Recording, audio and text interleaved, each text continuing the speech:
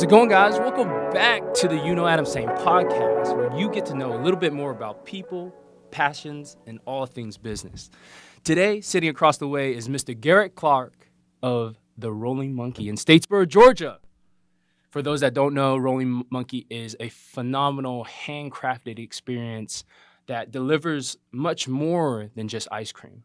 They do a phenomenal job at inspiring their employees, probably better than anybody else in Statesboro, Georgia, probably the world. Mr. Garrett Clark, welcome to the show. I appreciate it, Adam. Thanks, man. Happy to be here. Cool. Yeah, so Garrett, I think, first things first, let's kind of like jump into it. What kind of made you go into the ice cream business of all things? Right, yeah, man. Give me the backstory. For sure. There's multiple ways to kind of look at it, but I think we'll start with self, kind of a looking at self, specifically around, am I living the best life that I can live? And so initially, I graduated with engineering and moved into that as a value stream engineer, looking at processes for 2 Fortune 500 companies. Wow. A lot of fun. Okay. Great time, really. Had great leadership, great mentors, a lot of flexibility, a lot of autonomy. But through this, the question rose probably around the age 25. Okay. So probably half decade working in the kind of professional career. I started to ask myself, is there more? Right. So in essence, it was following the track and path that, let's say, leadership kind of guided me through parents, mentors, you name it, kind of the profession element, check. So kind of had that dialed in and had the home, had the beautiful wife, had the beautiful son, kind of the American dream kind of image, right? That's everything I was striving for. In essence, I reached that. And you had done all this by age 25? Yeah, by the age 25. All right. But at that point of time, it was reflection. Okay. It was kind of reflecting and saying, okay, this is the trajectory that I'm going to be on for a long period of time. Is this what I want it to be? And so I kind of extrapolated that out to see where would I land in a decade, 20 years. Would this be where I want to be? Am I good here?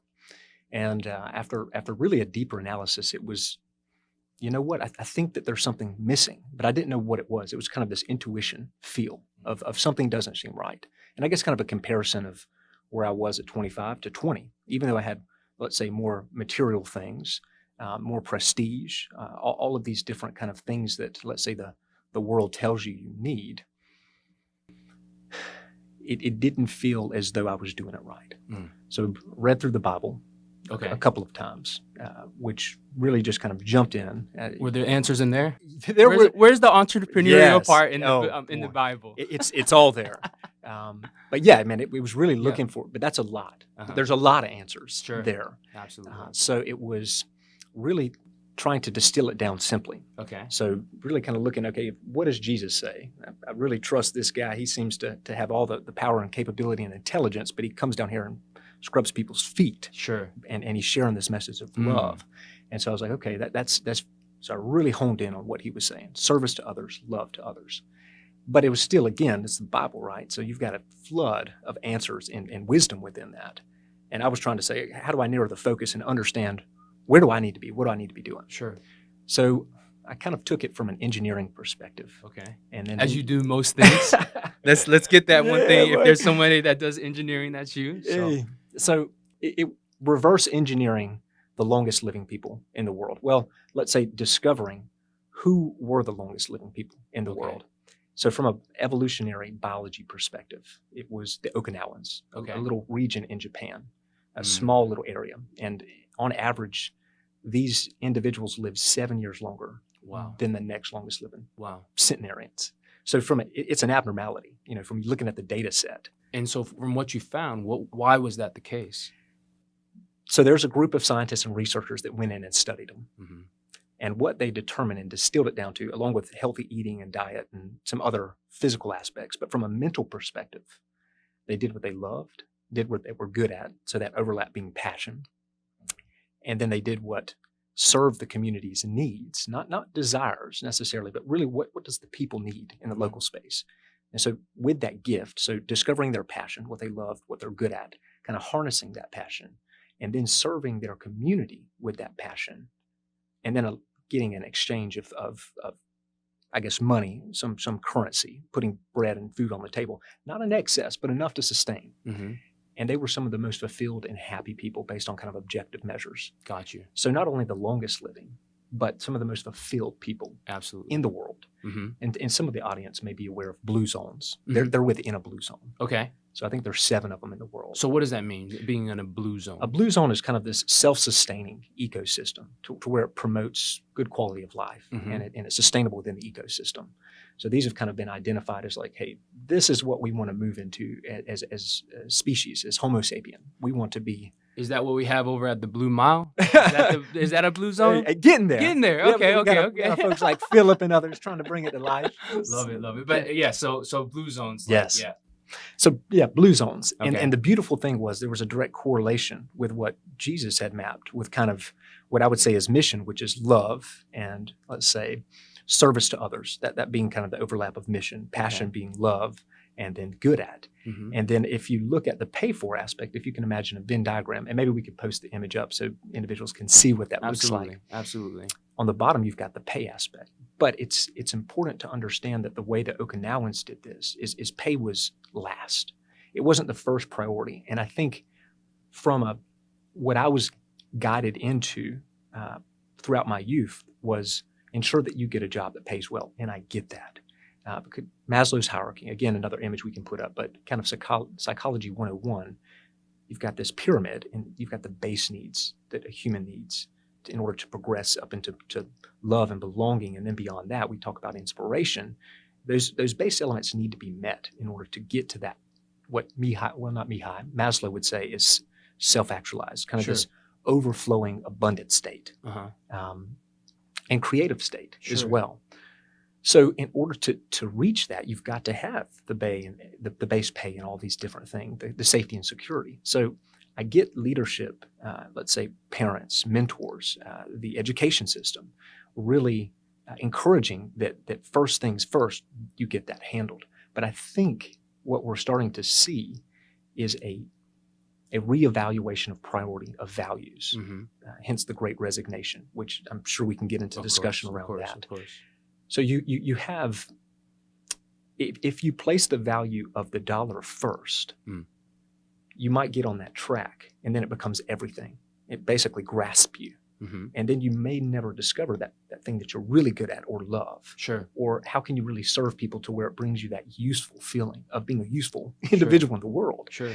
So it's a very interesting thing to kind of come across this map. Sure. So I use this as a map to pretty much say, okay, what is my ikigai? So I'm within profession, getting paid for and good at it. Sure. But how much do I love it?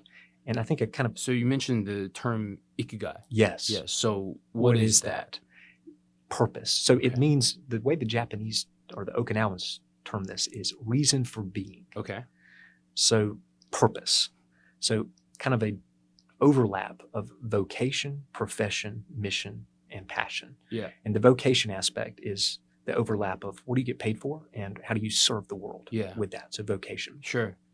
So in essence, this was a distillation of all of that. It kind of met Maslow's hierarchy, all the needs within that, as well as just providing a clear direction and map. Sure. And so with engineering and systems kind of being my passion, value stream mapping was a tool that I was given from Lean, Toyota, kind of Lean methodology, to where I then started looking at mapping cultures and mapping, myself as a system, as an individual, and how do I optimize my performance as an individual? And then that bled over into how do I optimize that within multiple individuals coming together and looking at that as a system. And then really using this framework first to unlock my potential and say, okay, what am I passionate about? What fuels me up to give me energy? And how do I serve people with that? So gaining that clarity and kind of cutting out the noise allowed me to do that with myself and then move up into this very inspired, energetic, passionate state. And then therefore, able to kind of, get compensated for that. But that clarity, I then started sharing with other people. Inside the organization. Inside the organization, everybody. Yeah. Gotcha. Well, so It was at Mitsubishi Hitachi Power Systems, where we manufactured large gas frame turbines. Yeah. So that's where the work started. And then I later left for a subsidiary of Toyota, Koyo J-Tech. Okay. We manufacture like aerospace and automotive parts for GM, Chrysler, Ford, but the majority of the company owned by Toyota. So a lot of that methodology, that lean kind of way of being, which also fed into some of this work that I have around the idea of servant leadership. Sure. So the Toyota really looks at the hierarchy, not so much of this, but it was kind of this teaching of, hey, the leader is down here and supporting those who add value to the customer. So in all of this, I'm still trying to get to ice cream. Like, Yeah, how do we get to the ice cream? There's a lot to it, but pretty much we've looked at the Okinawans framework that in essence aligns with Christ. Okay. And so for me, with my belief set, I'm saying, hey, this is the signal, this is the direction. How do I do this? Sure. So using that framework, it then became something that we put up on a chalkboard in the house. And in our office, we've got a little chalkboard. And I drew up the 4 circles overlapping. And then I asked myself, what is it for me? As well as Megan. In essence, the kind of discussion that we wanted to, or had was, how do we converge to a similar mission? And Megan is just so that the audience knows. My wife. Okay, got it. So Megan is was a special education teacher, very personable people person. So I'm kind of the analytical guy, and she's the people person. But 2 very different personality types. But within this, we wanted to pursue something together over individual kind of aims. So typically, you see someone has a profession or a passion, someone else, partners have a different profession and passion. And while those things, we've seen models where they coexist very well, my theory, and I guess looking at others who have done it well, was kind of having the same mission, kind of converging to where if say we got into it that day, we could still be working towards the same thing. And I just saw it as a sustainability aspect for our marriage. Gotcha. So this chart, this Ikigai, was placed in the house. Yes. And then there was a focus of both of you to be studying it, to figure out how you guys could work together to achieve what it is. Right. Long life. Yes. We want those 7 years. Yes. Gotcha. Yes. Gotcha. For sure. Gotcha. So long life and the kind of the purpose, the fulfillment that kind of would maybe bring me back to the state I was at 20 versus the state I was at 25. Understood. So kind of a fulfilling, searching for meaning, searching for purpose really is what it came down to. And I wasn't clear at the point. So in essence, it took 2 years of me and Megan throwing things at this target to see what would stick. Give me a couple examples of what we went through. So it's going to be good. Snowboarding. Okay. And I was like, man, I love it. Uh-huh. I'm fair at it. Okay. Could I serve people with it? Maybe I could inspire them. Gotcha. So a rationalization of that. Am I going to get it paid for this? Uh-huh. No, I'm not. I also heard the story about Megan going snowboarding. Yeah. So that was another factor in there, right? Yeah, for sure. Okay. Yes. So right, that would have maybe aligned in basically an evaluation. So love, 10 out of 10, love snowboarding. Sure. Good at, measured at maybe 7. Sure. Let's say 6. Sure. Right. You look at Sean White. Anyways. So kind of measuring that, and then Megan outlining it, saying snowboarding for her doesn't work. So just kind of an objective, again, very basic mathematics of overlaying to see, will this both allow us to move towards something together? No. And for her, it was other different things of maybe animal care or continuing with special education, all of those things. I mean, I appreciate and I love, but it wasn't like that jive. Until our wedding planner said, hey guys, I know you guys are looking for kind of a business model, something that really meets these elements. Go check out this rolled ice cream place. Okay. And so where was it? Savannah. Okay. So we go check it out. It's in the middle of December. Line wrapped around 2 blocks. Okay. I was like, what is this? Sure. This is special. Sure. It's serving the community. The community is flocking to it. Sure. And they're stoked. They're excited. Sure. And then I'm over here calculating. I'm saying, okay, the money aspect. Sure. You can make money on this thing, clearly. Sure. And then looking at the process and mapping the process, I was like, we could be good at this. Sure. This is a process of flow, and as engineering, value stream mapping, definitely we could do this. And then do we love it?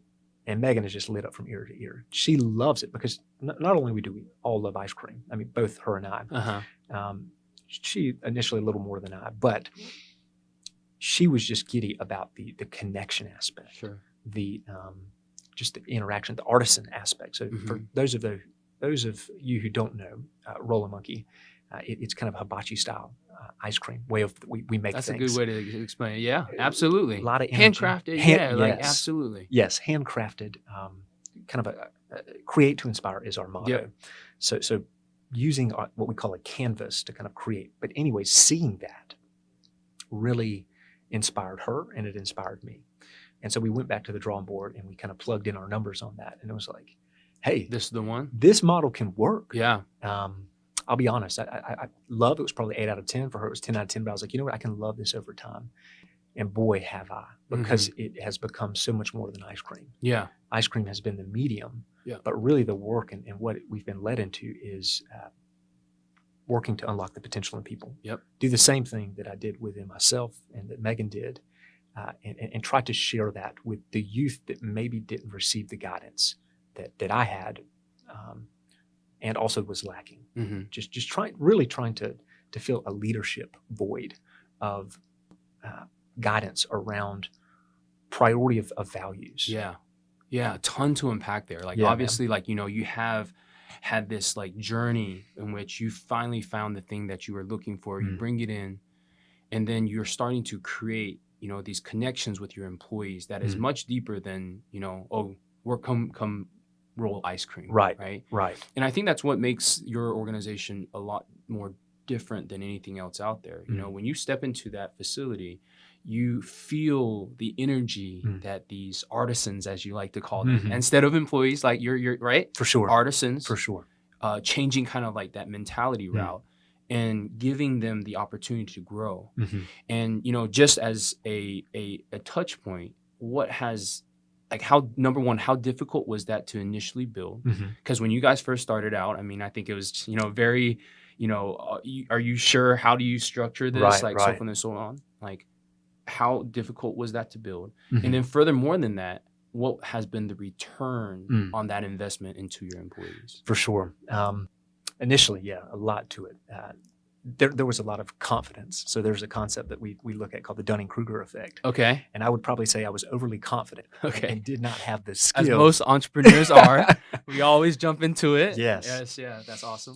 So there was the thinking that, okay, if this thing's going to sustain us and we're going to do this, let's do it big. Yeah. And so we did it with the intention of franchise. Yeah. So initially kind of develop the prototype and then scale it out to have this bigger impact and have sustainability and just do it big.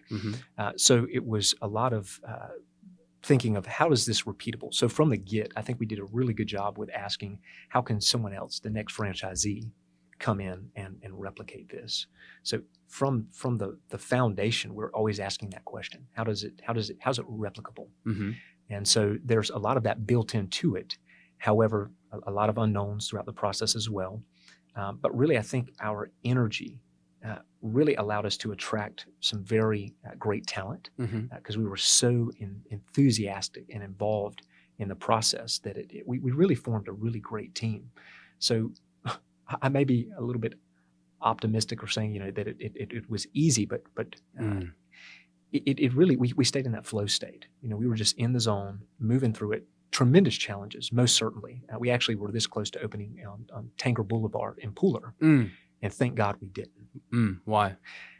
Basically, there was through the legality and the contract and all of this, there was just things that didn't align, and I didn't want to get locked in a 5-year contract if this is how we were starting off the bat with not being fully transparent. Trust is very strong.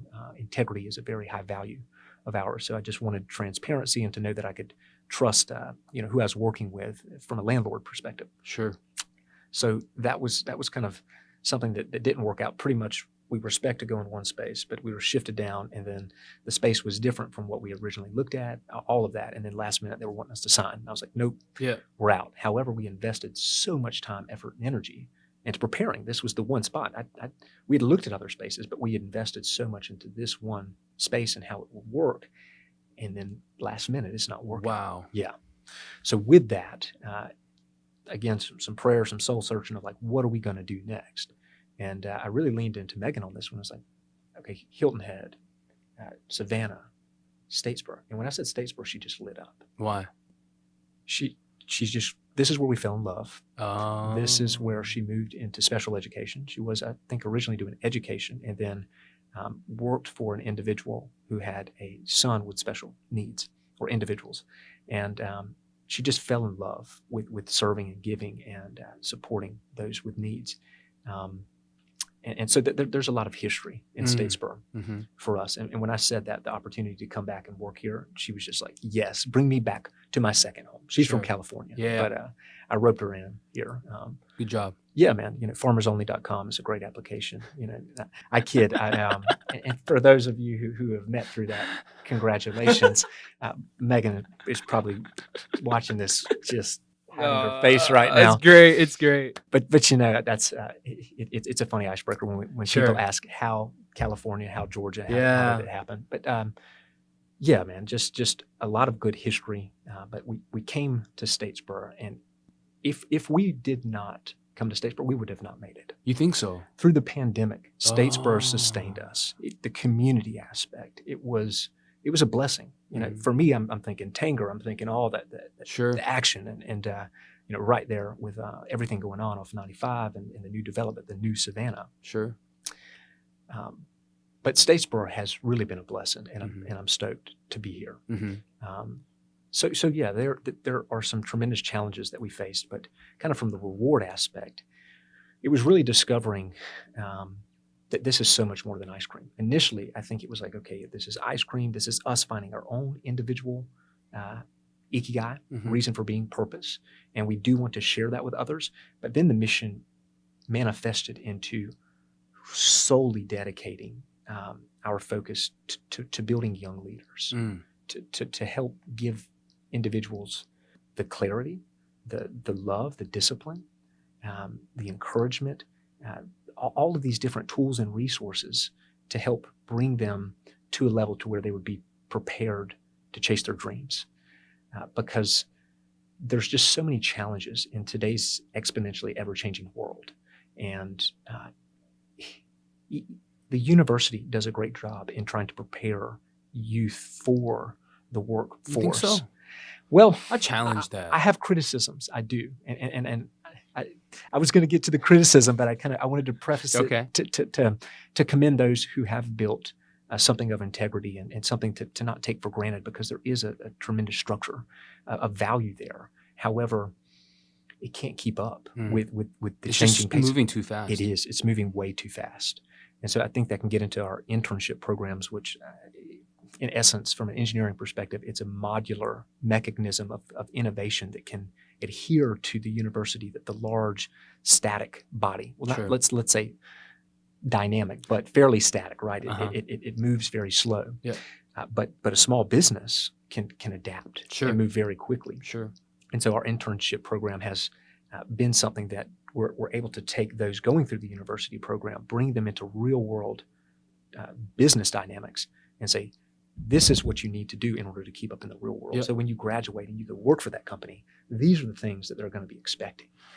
So you're giving me super high level stuff. For sure. Give me like what the systems are in the business that have actually allowed you to achieve that. Because I'm sure there's some listeners out there that are very curious about. Right. Well, I mean, it sounds all good. I want What's the the framework? guy. Let me throw some circles on the bulletin board and hope everybody gets it. Right. But how do you implement that? Great. So BOS, Business Operating System. So in essence, there's 6 elements of it. So the first element is that vision, is that ikigai. Clarity. Where are you going? What is the aim? Where's the vision? So for us from Rollin' Monkey, it's to unlock the potential in people. So that's what we want to do. And create to inspire, that's how we do that. That's the mission. Basically, when people come into that ice cream shop, we're there to lead them to an elevated state. So the youth is actually leading the community to an inspired state. So that our first mission and clarity of our aim as leadership is we're investing in our youth, in our body, and in our culture, which in essence is a spirit. You can kind of name the culture, and it has a certain kind of spirit to it. So we work to bring the life out of our body, out of our culture. And then from there, that life overflows into the community. And so that's the vision. And then I guess the third component, which we're now kind of getting into from a scaling perspective, the franchising model, if we go that way, or bring in different investors, but the legacy aspect. What does that look like for the legacy? So investing in our employees, investing in our community should equate to legacy. So finding now partners that are passionate about unlocking the potential in people, unlocking the potential in community, basically like lights turning on lights. That's kind of this vision. And that's kind of the step one from a business operating system. Okay. So step two is the people component of it. Now, fortunately, our vision is people. Sure. So they really gel together. But within this, to really know how we're doing it, because one of the projects I'm working on is basically developing an open source blueprint on how to unlock the potential in people. So instead of going the Apple route and saying, hey, we've got all this great information, we've been able to do it, look at our great examples, no one else is going to know about this. It's proprietary information. The way that I want to go about it is basically popping the top on the hood and saying, this is why this model puts down what it does. This is why it's so strong. And then from there, work with people who know way more than we know to improve upon the model, to where basically there is a framework that is simply simple and can be applied to an ice cream shop and can be applied to a manufacturing facility manufacturing large gas frame turbines. The same principles applying. So within this blueprint, it's basically measuring previous kind of subjective psychology metrics of, say, Maslow's hierarchy, right? Where to progress up to the top is kind of the target where you want to be inspired. You want to have meaning and purpose. So we actually measure Maslow's hierarchy. And we also measure Mihai Csikszentmihalyi's model of flow, which is kind of this not overwhelmed, not underwhelmed, but that sweet spot. And this comes to some of my work within Koyo, which is that subsidiary of Toyota. I had a great leader who afforded me the opportunity to work with a fellow named Jamie Will, who I think he founded the Flow Genome Project, where him and his partner were working with Navy SEALs, extreme Red Bull athletes to reverse engineer flow states, basically peak human performance. And we worked to basically, the thing that I wanted to do was to quantify this map. So Mihai Csikszentmihalyi's model, again, something we can share with potentially the group. There's this flow zone. And what I wanted to do is place quantitative values on it. And the reason for that is because when I would go seek funding to do improvement projects within our facilities or work on certain problems, the executive group would have to see a calculated return on investment. Sure. And if they didn't see that, typically we didn't receive the funding. Okay.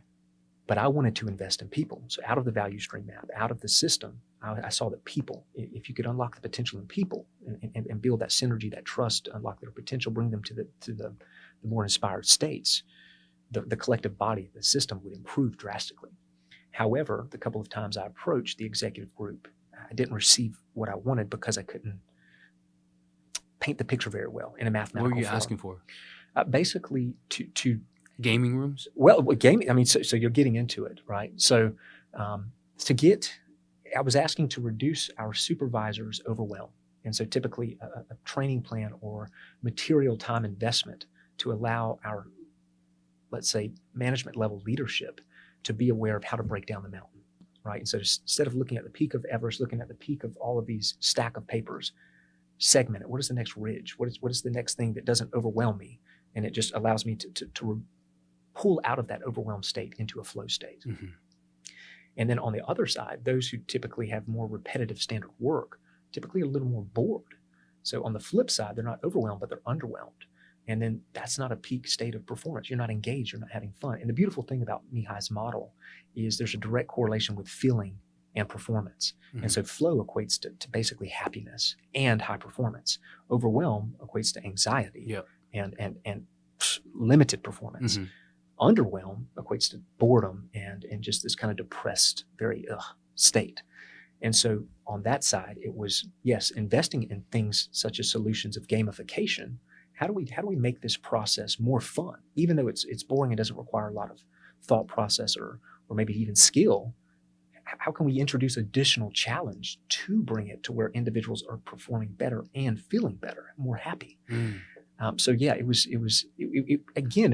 a lot of subjective, like high level stuff that didn't make clear, okay, we're going to invest in this piece of equipment and then the return's going to be here. Yeah, that's interesting. Do you think that that's really what kind of like made you move away from that organization?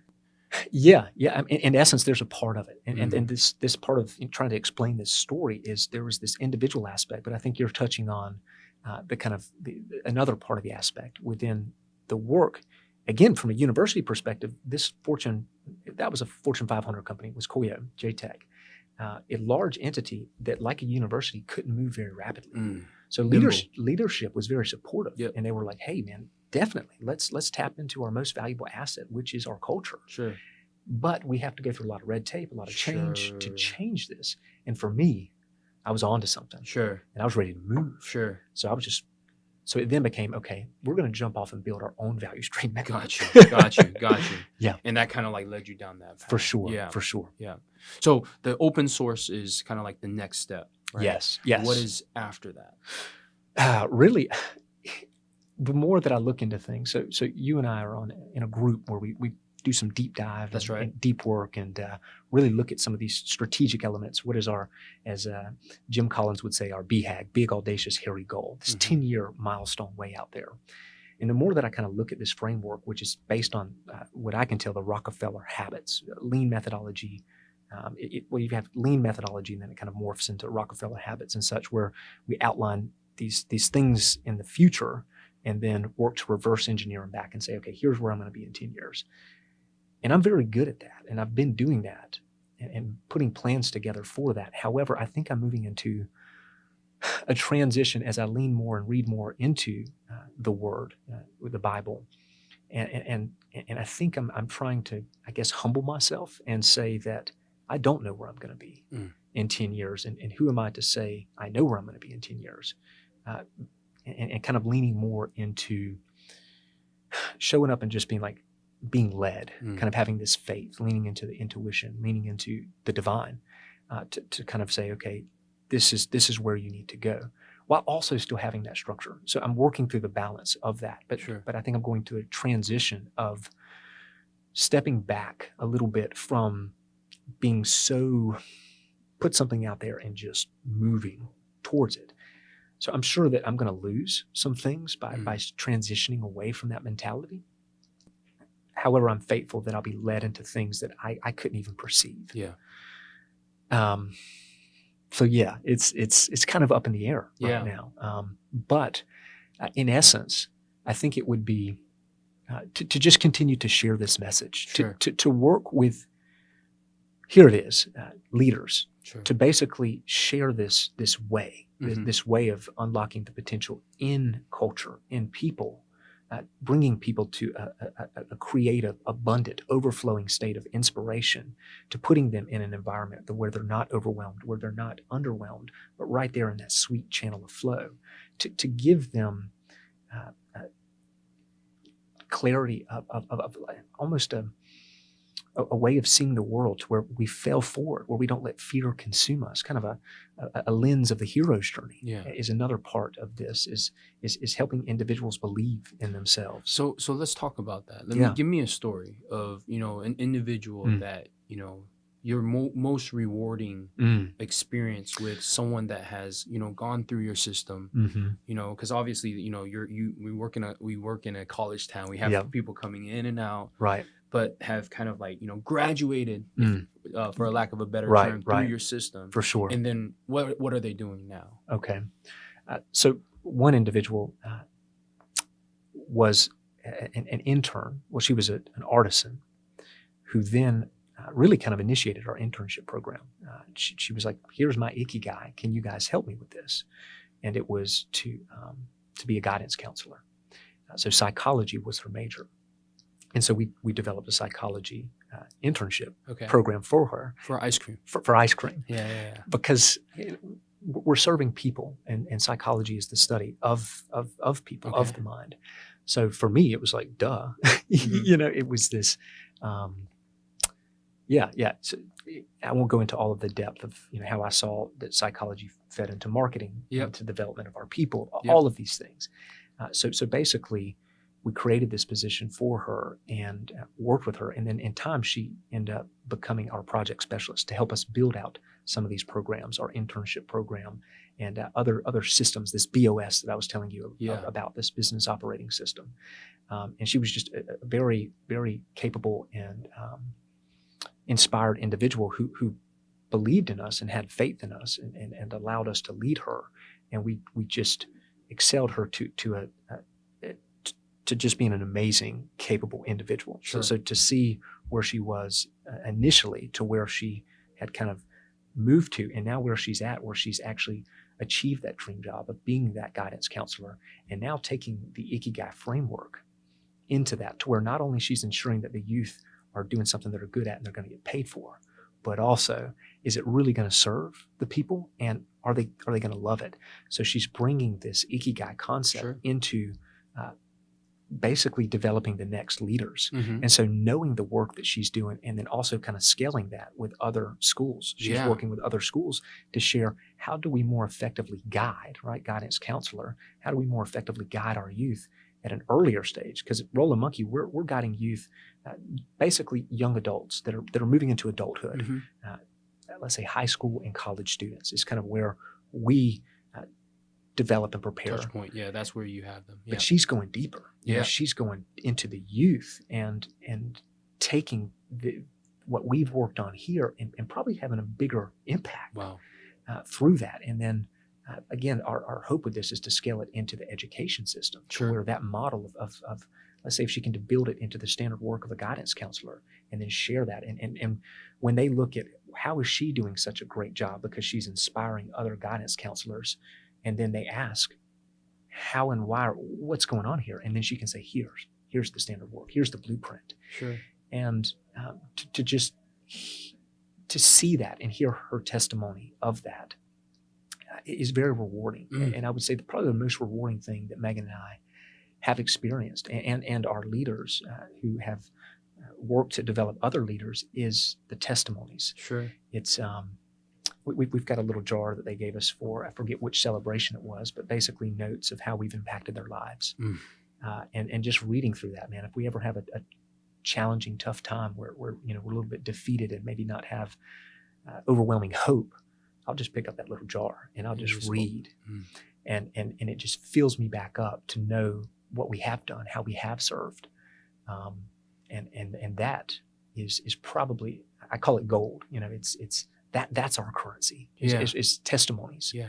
Because it really it's the proof in the pudding. It says this, you're doing it. Keep doing it. From a business perspective, you want these people to work with you for as long as possible. But Right. what I'm keep on hearing is that it's more than just ice cream. Yes. Like, this is much more about having an impact on the world Mhm. than it is about the ice cream that you're producing. The ice cream's still important, Right. but that is just a vehicle to Mhm. get those people to exactly where they are. Because at the end of the day, unless you are making some money on the guidance counselor that I would love to be a part of, right? we can Right? look at I don't know what that looks like. right. But in the long run, like that, that monetary value ceased to exist anymore, right? Right. Because she's going off now, Mhm. and then you talk about gold, Right. right? Yeah. So that, I think, is super unique. That's a different approach than most businesses. All they care about is like, oh, do I make my bottom line? Did I make numbers? Right. Yep. Which is the Fortune 500 companies. That's Right. all they care. That's right. Right. So I think it's super unique that you're taking this approach. Mhm.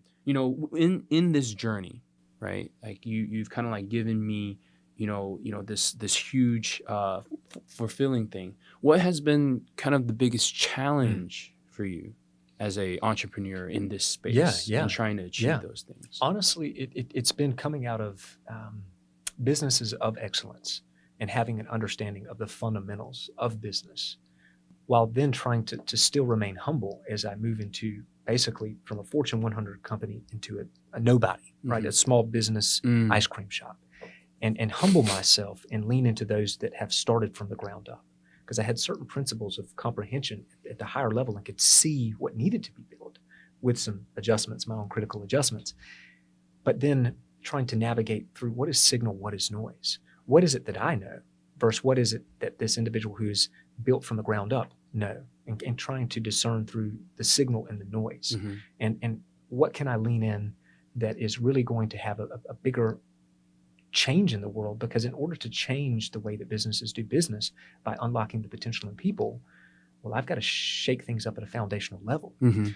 And so it's trying to remain true to what are those foundational level elements, while also not reinventing the wheel completely, otherwise potentially not making it, and then leveraging kind of the paths that have already been paved by others, and marrying those together. And then also kind of determining what it is that we're really doing. As I continue to lean into this faith and kind of am led into this work over just me saying, I know what it is that I'm doing. Because when people ask what it is that I do, it's all over the place. I'm doing all sorts, and it's very, I want to share what it is that I'm doing. But I find it very just surface level to convey that, hey, we're doing this or that, and it doesn't really get across. And so I'm really excited to be here with you today to really kind of talk through this in a longer form, to hopefully make it more apparent, make it more succinct, and hopefully attract individuals that can help me with this journey and with what it is that I'm doing. Because from the complexity side, I believe we're on the right track. I mean, we're producing it and developing it, but I don't think we're effectively sharing it from a PR perspective, from a story perspective. So it's now trying to leverage the hero's journey, storytelling, and put it in that hero's journey method to really share it in a way that resonates deeply with everyone. So that's probably been my biggest challenge. Yeah. In terms of, your employees, talk to me about what you think the experience is for someone that works for Rolling Monkey versus somebody that works in just your standard retail. What are the kind of different, I don't want to call them perks, right? But there is a difference, right? Because obviously from the standpoint of, your employees, they enjoy their time there. Right. Which is rare. I'll be honest, I think in this day and age, it's very common for people to complain about their job. It's easy. It's like, oh my God, I can't believe they dread the Monday or whatever it is. Right. What has been different about what you guys do? Typically what we see is individuals saying that they look forward to coming to work, that work is their garden, is their happy place. And so if they're having challenging times in their other ecosystems and their other environments, that we have individuals show up off the clock just to be a part of that culture. And I think that's something that is different. To your point, typically it's, what time is it? I'm ready to get the hell out of here. Yep. Or, man, I can't wait until the weekend. Or, oh my God, it's Monday. It's a conveyance of, I'm not happy here. I'm a slave to this thing. And that's what we want to change. Is if we look at the amount of time that we dedicate to the base level of Maslow's hierarchy, which is money, we're slaves to money. Sure. Because we're collectively showing up to a space that we don't want to be there. If it were up to us, the chains would be broken free and we would run free, right? Like, that's what you hear. And I don't want to be here. I can't wait to leave. I'm not looking forward to coming here. It kind of drains my soul, because there are negative aspects in there to where the culture can be quite toxic. And I believe that's because it hasn't been effectively engineered into the systems that these things, they can't exist. In order to sustain with what is coming and the change that is coming, those old models will not exist. Sure. There's a calling for new leadership, servant leadership, who understand how to really unlock the potential of people. Because when you have an unlocked potential in people, you have a culture that is turned on, it can be anti-fragile. So with all of we saw what restaurant and retail faced with COVID, and they were fragile. And so the individuals took advantage of the different things in play that hurt the businesses. Why? Because there was no trust. And so when an opportunity presented itself, the employee who had been, let's say, previously taken advantage of, then took advantage of the employer. And so what has to occur is there has to be a synergy, a trust, a bonding, to where the leaders really are meeting the needs of the people that make up the body of their organization, beyond just the performance. We have to go deeper. We have to do more, so that when shit hits the fan, the people come together and lift that organization up. Otherwise, it's gone. Which happened during the pandemic for you guys. Right. Yeah. So for the employees, I guess how do you engineer that? Mm, mm. How do you make that Yeah. happen? Yeah. So You give me the secret right. sauce. So we'll go back to the BOS. Sure. So step 1 and 2 we covered. Okay. So unlocking the potential in people, kind of measuring, making sure that, okay, the one metric that matters the most for us, and it leads into point 3. So step 1, vision, clarity of vision, investment of people, and then 3 is data, the signal. What is signal? What is noise? Is we're going through the world. A business has to be able to understand, where do we double down on? What do we focus on? And to me, the signal, what we measure, because what we measure improves linearly. What we measure and report out on improves exponentially. Mm-hmm. So what we measure and report out on are people, right? Are people inflow? Are people moving up to inspired states? Are people overcoming challenges? Are they failing forward? Are they continuously improving and developing, along with other measurements? But the data analysis and training those who we work with to use data. Mm-hmm. So fortunately, from the point of universities, one of the great gifts that I've been given, and so pursuing the kind of profession which really helped me with this work, to give credit to that, is being able to leverage and see data, and in essence, truth, right? That there is. It's not all just, it's my truth, right? No, there's actually real truth, and then there's not. Like, and when I talk about it, it's sustainability, it's repeatability. There's Mm-hmm. ways to, my definition of truth, but in essence, I'm saying truth is like signal, and if we can see the patterns which are repeatable and exist time and time again, and we can harness that, and it guide us, and our values are of integrity and going to equate to sustainability, then that data can guide us to solve problems, which is the next point. Point 4 out of this BOS, business operating system, is how do you solve problems? And that's another passion of mine. Is what I did for Koyo was use basically a methodology, 8-step problem solving, which is the scientific method specifically modified for complex problem solving. So step 1, clarity of gaps. Step 2, define current state. Step 3, define a SMART target. Step 4, root cause analysis. Step 5 is kind of prioritization of the countermeasures that are defined based on the root causes. And then step 6 is kind of mapping it out into like a Gantt, owner, time, all of those things. And then step 7 is verification of getting to that. And if not, go back to step 4, root cause analysis, cycle. Through. Mm-hmm. Step 8 is to sustain it. Are sustainable measures in place, and how do you read it across? Mm-hmm. So that framework is how we solve problems.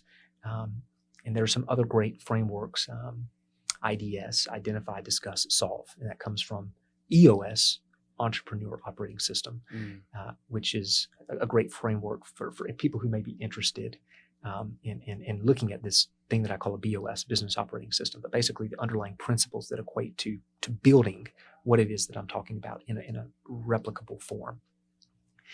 So once you solve those problems, it's then with the sustainability aspect. So step 8 is systems, processes. Well, lean. That's my background and my passion. So it's how do we put this into a system of clarity?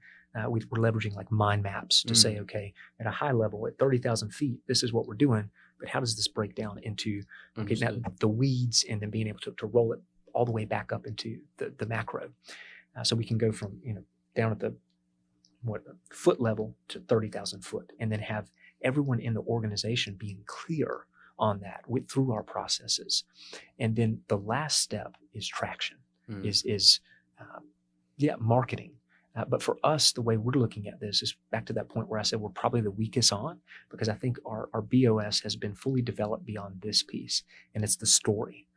So after we have the clarity of vision, we bring people towards that vision, and we're solving problems and overcoming the challenges. Almost, if you can think about, we bring people into this vessel, into this boat, and the sun is the vision, and we're going through these rapid seas of change, and we're moving towards this land, Mount Zion, right?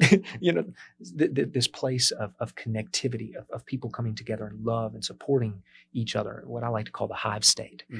Imagine honeybees kind of working together versus a bunch of selfish honeybees that are fragmenting and falling apart. So that's kind of the vision that we're moving into, and the waves are the challenges, but we're using the data and the problem solving to kind of overcome these waves. And then the step 6 is the storytelling of this to attract others to come be a part of our fleet, to help us get towards this thing. And then it's a cycle. Again, PDCA, plan, do, check, act. So this cycle of the BOS is just something we continuously work to optimize. But yeah. Nice. Yeah. So, I think I appreciate kind of like the analytical, right? Like from top to bottom, you have all these systems kind of like built out, and the systems basically are allowing you to kind of like create that structure and invest in your employees, which is the mission. Right. There might be some entrepreneurs out there, and this channel is for entrepreneurs, like people that want to get into this space. And they need to build a team around them, right? Like, if that's what's important to them. Right. Would you say that it's critical? Yes. I haven't thought specific on this question, but I would say yes, because synergy is a multiplying factor. So 1 + 1 = 2. And if you have two individuals, kind of to the point back to Megan and I, if we're working towards two separate missions, our total output is going to be 2. But if we come together and we're working on the same mission, total output can be synergy, which is a multiplying factor, such as 1 + 1 = 4, 10, 20. And so knowing that, kind of like, again, with the honeybees, you come together and there's a synergy that forms. And so I think when you do that, you create a spirit, right? When anytime two come together, that spirit is there. You can define our spirit. When you and I come together, a certain energy forms, and we kind of create a microculture. It's like a fractal that can be scaled up and down. And so I think if someone has a dream and they want to have impact on others, they will need to find other individuals to have that bigger multiplying impact of their dream. So I would say certainly. Yeah, absolutely. So what is one advice that you would give to those entrepreneurs from your standpoint? And it doesn't have to, focus on the culture, which you absolutely could. Right. But what is something that you would like to leave the audience with? Yeah. Get right on those values. Get right on it. Like I said, times are changing and selfishness will no longer sustain. We're being called to be servant leaders, and servant leaders will be the ones that persevere.